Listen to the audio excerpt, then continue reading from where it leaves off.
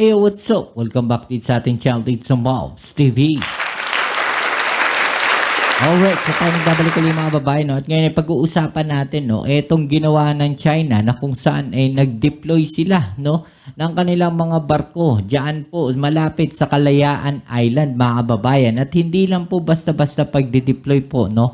Ng kanilang patrol boats, no? Diyan sa Kalayaan Island. At eto, no? Ang nakakatakot dito dahil lumalapit po sila, no, doon sa mga isla na pagmamay-ari ng Pilipinas, mga kababayan, no. So napakadelikado po nito ng kanilang mga ginagawang deployment o pagpapatrolya diyan po mismo, no, sa teritoryo ng Pilipinas. Okay? So yan ang ating alamin at pag-uusapan. Pero syempre bago ang lahat, please don't forget to subscribe at paki-like naman po ang ating video ngayon para mas marami pong makapanood at ma-share po, no, at ma-share ito ni YouTube, no, sa ating mga kababayan. Alright? So, yan. At wag na natin patagalin. Alamin natin ang balitang ito. Let's go. Actually po, maraming beses na po ito nangyari. At sa matter of fact po, yung presensya ng ating Chinese Coast Guard sa Isla ng Pag-asa na ay halos everyday na ho yan na nagiging parte ng buhay at saka maituturing po natin na natural na sa mga residente po natin sa Pag-asa. Okay, so yan mga kababayan, no, parang natural na nga lang, no, para sa kanila na nakakakita, no, ng patrol vessel, no, ng China o ng Chinese Coast Guard diyan po sa Pag-asa Island, no, diyan po sa Kalayaan Group of Islands, mga kababayan.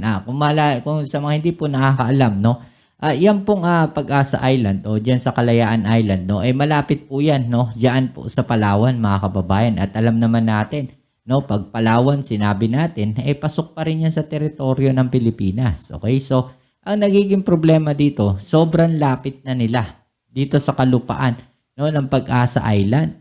Yung ginagawa nilang pagpapatrolya, eh sobrang lapit na, mga kababayan, at hindi na tama.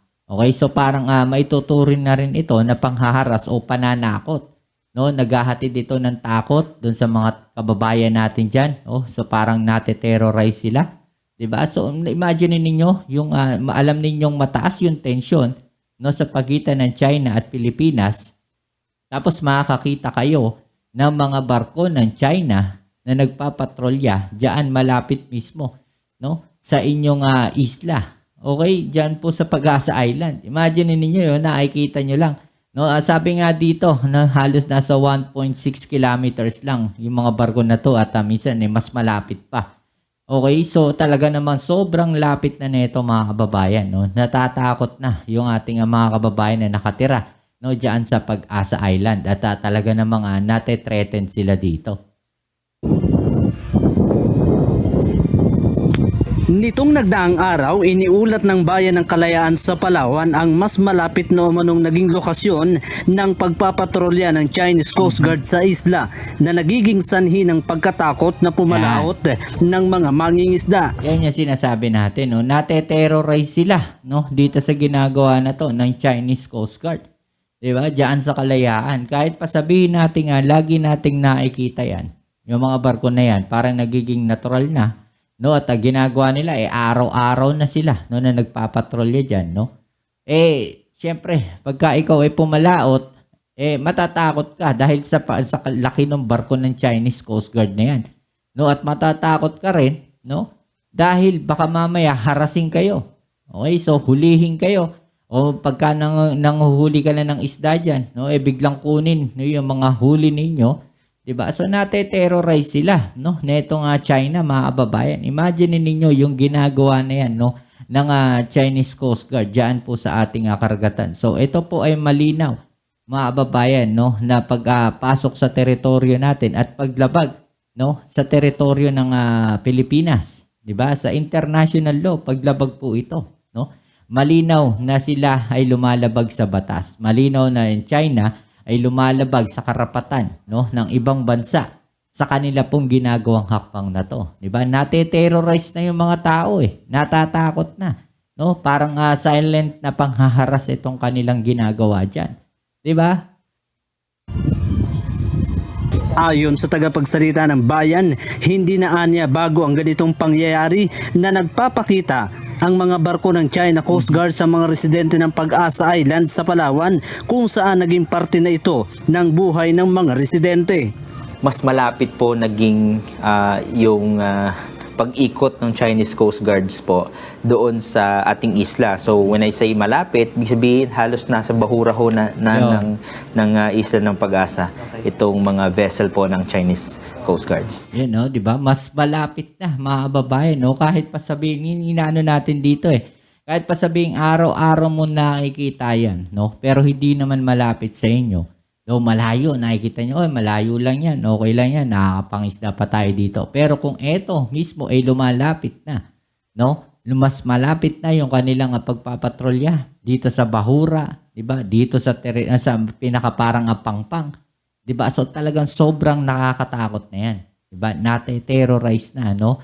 Yan po yung kanilang ginagawa. Natatakot Tinatakot nila yung mga tao doon sa Pag-asa Island So ang kanilang sa nakikita ko dito, no, ang plano ng China ay takutin no, yung mga tao diyan sa Pag-asa Island at dumating yung time na yung mga tao mismo sa Pag-asa Island dahil po sa kanilang ginagawang pangaharas na yan o pananakot o pagtitreten doon sa buhay ng mga tao na yon, no, aalis ng kusa, no, yung mga tao diyan sa Pag-asa Island. At pag umalis na yung mga tao sa Pag-asa Island, pwede na nilang i-conquer yan. No, tahimik na tahimik, walang kaguluhan nangyari, no? Makukuha na nila. Okay, yung Pag-asa Island, 'di ba? Kaya dapat, no, etong ating gobyerno ngayon, no, pagka ganito na yung issue, ibang usapan na 'to, 'di ba? Dapat pag mas igtingin pa natin yung ating pagpapatrolya diyan sa Pag-asa Island. Siguro, yun nga yung lagi nating sinasabi, 'di ba? Dapat siguro meron ng barko diyan sa Pag-asa Island, no, na nagpapatrolya, 'di ba? Kahit pa sabihin natin may mga tropa tayo nagbabantay dyan sa Pag-asa Island, barko po itong mga to. No, wala silang halos pandepensa sa ganyan. Pero kung meron tayong inilagay dyan sa Pag-asa Island, no, na mga kagamitan na pwede nating ipangdepensa laban sa mga barko na to, siguro, no, mas magiging kalmado o kampante yung mga kababayan natin dyan sa ginagawang pangaharas, no, ng Chinese Coast Guard sa ating mga kababayan dyan sa Pag-asa Island, di ba? Ayon pa sa local government unit ng Kalayaan, wala rin naman umanong ginagawa ang Chinese Coast Guard maliban sa ginagawa nitong pag-ikot o pagpapatrolya sa lugar. Radio challenge ang tanging ginagawa ng lokal na pamahalaan ng Kalayaan para itaboy ang mga barko ng China. Bagaman tuloy-tuloy naman ang pangingisda sa lugar, hindi naman sila makalayo dahil sa mga naglalakihang CCG vessel. Samantala, isa naman si Tatay Ernesto sa nangingisda sa West Philippine Sea na nakaranas na madaanan ng malapitan ang warship ng China. Warship, yan. Minsan magdaan yan magabi. Makita man namin yung ilaw nilan. Yung nakapula. Kami rin, mag-ilaw rin kami pula. Nadaan lang sila, lapit-lapit lang. Mga warship to Kwento nito, takot ang kanilang nararamdaman sa tuwing dadaanan sila ng warship ng China dahil baka banggain sila ng barko nito. Diba? Yun sinasabi natin nate-terrorize sila, natatakot sila, no, nakakaramdam sila ng takot. No, doon sa ginagawa na yan ng China. No, hindi lang po CCG, 'di ba? Chinese Navy, warship po, no? 'Yun sinasabi nila dito. Hindi po biro 'yan, mga kababayan, no? Nag-i-inflict ito ng takot, no, doon sa mga kababayan natin diyan sa Pag-asa Island. So, 'yan yung ginagawa nila, no? Tinatakot nila yung mga residente ng Pag-asa Island. Delikado talaga kay may baka bungguan ka ba? Ganun, baka bungguan ka magabi. Kakatakot din Dahil sa paulit-ulit na pagpapakita at pag-ikot ng mga dambuhalang barko ng China sa Pag-asa Island, ang tanong ng marami, hanggang kailan gagawin ito ng mga barko ng China Coast Guard? Mula dito sa... Yan yung sinasabi natin, no, na dapat patuloy yung pagpapatrolya ng, ng Philippine Coast Guard dyan po sa isla na yan. So ano ngayon ang masasabi, no, na itong mga pro-China kung saan ayaw nila, no, ng joint patrol, no, diyan sa West Philippine Sea. Alam naman nating lahat na kulang tayo sa barko na magpapatrolya diyan. 'Di ba? Kaya nga merong mga bansa, no, na willing, no, yung mga kaalyado natin, willing silang sumuporta sa Pilipinas, no? Willing silang magpadala ng mga patrol vessel dito sa atin, patrol ship, no? Kanilang mga sariling Coast Guard, no? Pagbabantayan diyan sa West Philippine Sea. 'Di ba? Kalyadong bansa natin yan. Wala tayong gagastusin ng mga gasolina. Sila mismo yung papasok dyan, magpapatrolya dyan. Katulong natin na magpapatrolya, no, na magbabantay sa teritoryo natin. Imagine ninyo yun, para kayong may tropa na nandun kasama ninyo nagpapatrolya. Diba? Para lang maitaboy, no, etong mga nananakop na Chinese Coast Guard na to, na China Navy na to.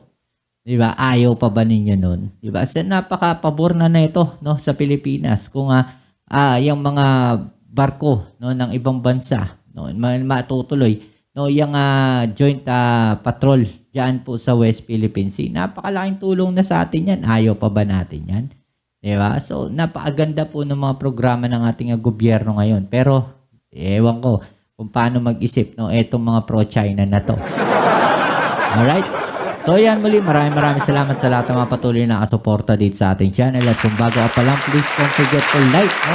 Paka-like naman ang ating video ngayon at isubscribe na rin ang ating channel. Kita-kits tayo sa ating next video. Ito muli ang inyong Kuya Mops, it's Mops TV.